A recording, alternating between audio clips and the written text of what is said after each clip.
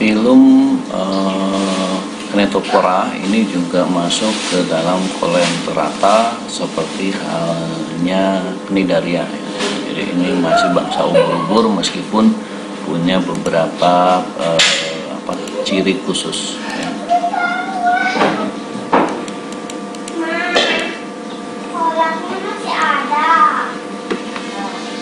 Nah, di sini kita akan menjelaskan ciri umum dari Ctenophora, struktur tubuh dari Ctenophora, proses reproduksi Ctenophora, kemudian klasifikasi Ctenophora serta peranan dari Ctenophora.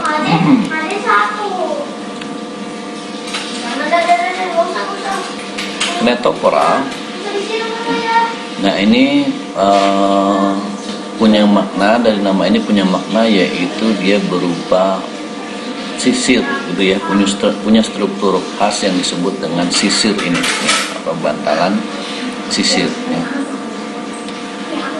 Nah, jadi dia bersama dengan Cnidaria ini dulunya ini merupakan filum Coleoptera. Nah, tapi sekarang dipisah karena beberapa ciri yang khas yang berbeda, jadi dipisah menjadi filum sendiri, yaitu filum Ctenophora, dan yang ubur-ubur masuk ke dalam filum Cnidaria.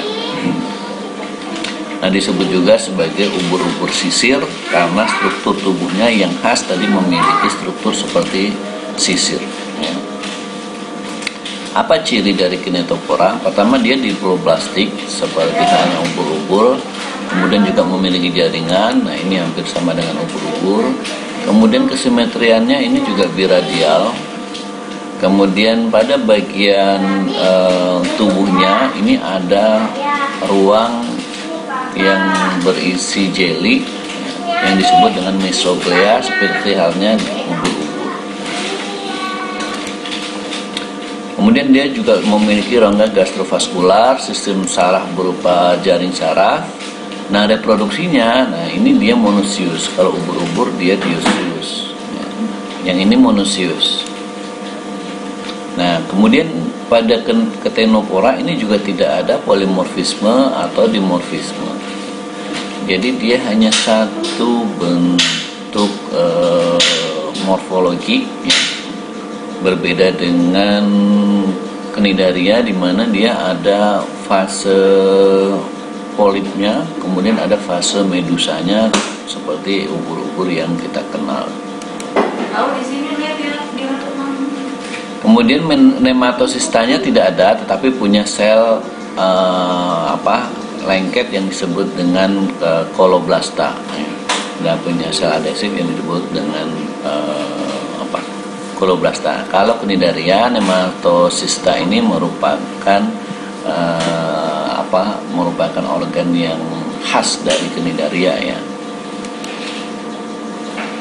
Nah, ini ciri khasnya yaitu punya 8 baris silia yang disebut dengan baris sisir. Nah, ini sisirnya itu berupa silia 8 baris. Nah, berbaris di antara mulut sampai lubang ekornya ini ya, sampai di bagian analnya.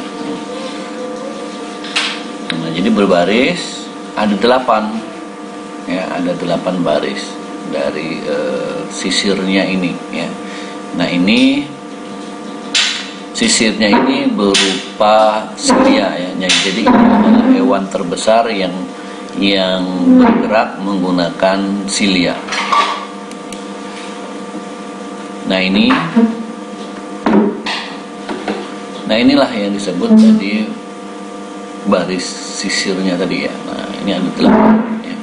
Ada 8, dalam ilustrasi ini tergambar hanya 4 saja. Nah, ini dia juga punya tentakel, kemudian ada selubung tentakelnya. Nah, ini untuk menarik atau menggerakkan tentakelnya ya. Beberapa punya selubung atau sarung tentakel seperti ini. Nah, ciri khasnya kalau pada Cnidaria ini hanya ada satu lubang ya, mulutnya saja ya. Nah, mulut dan anus jadi satu ya. Hanya ada satu lubang tubuh seperti halnya pada Porifera ya. Tapi kalau pada Ctenophora ini sudah ada 2 lubang tubuh di sini.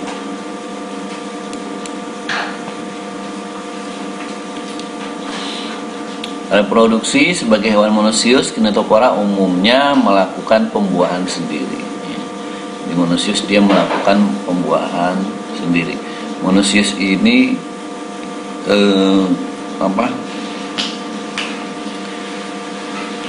memiliki organ kelamin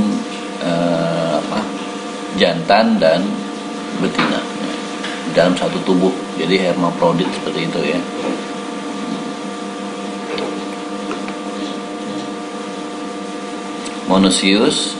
Monoziusnya bisa membuahi sendiri. Kalau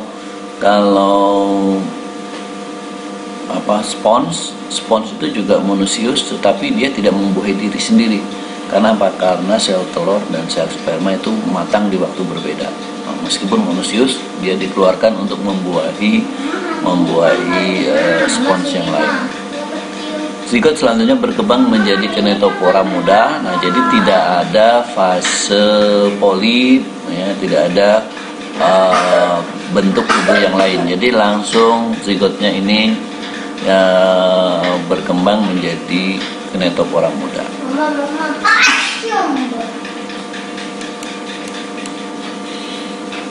Ada dua kelas di dalam filum Kinetophora, yaitu kelas Tentaculata dan kelas Nuda.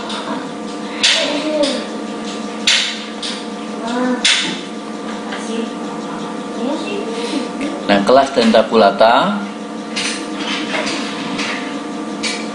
memiliki tentakel yang bersarung ataupun tidak. Tentakel dapat ditarik. Contohnya ada Pleurobrasia. Ini memang referensi tidak memberikan bahasan banyak tentang Ctenophora ini ya. Kelasnya juga sedikit, hanya dua. Ya. Nah, ini contohnya Pleurobrasia. Nah, ini kita lihat. Nah, ini sisir-sisirnya memiliki siliata seperti ini. Ini sebagai alat geraknya. Nah, ini kemudian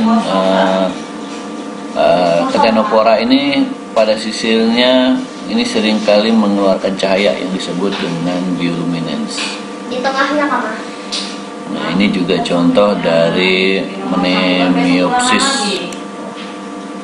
Yang kedua adalah kelas Nuda, ya, tanpa tentakel, pipi. Nah, ini tanpa tentakel, pipi, rongga gastrovaskular, banyak cabangnya. Contohnya adalah Beroe.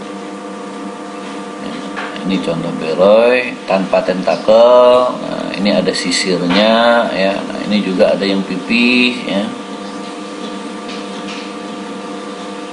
Ini Beroe. Yang kedua ini adalah Cestum, kemudian Coeloplana ya. Nah, ini dianggap sebagai sebagai sisirnya tadi ya. Umumnya tanpa tentakel, kecuali pada ini Coeloplana, ini punya tentakel ya. Nah, ini adalah sisirnya tadi. Ini kelas Nuda. Nah, jadi hanya ada dua kelas saja. Nah, di manfaatnya juga saya tidak banyak menemukan referensi ya, dari empat textbook yang saya lihat juga tidak ada ya. Nah, itu pembahasan kita untuk Coelenterata, yaitu ada Cnidaria dan ada Ctenophora. Assalamualaikum.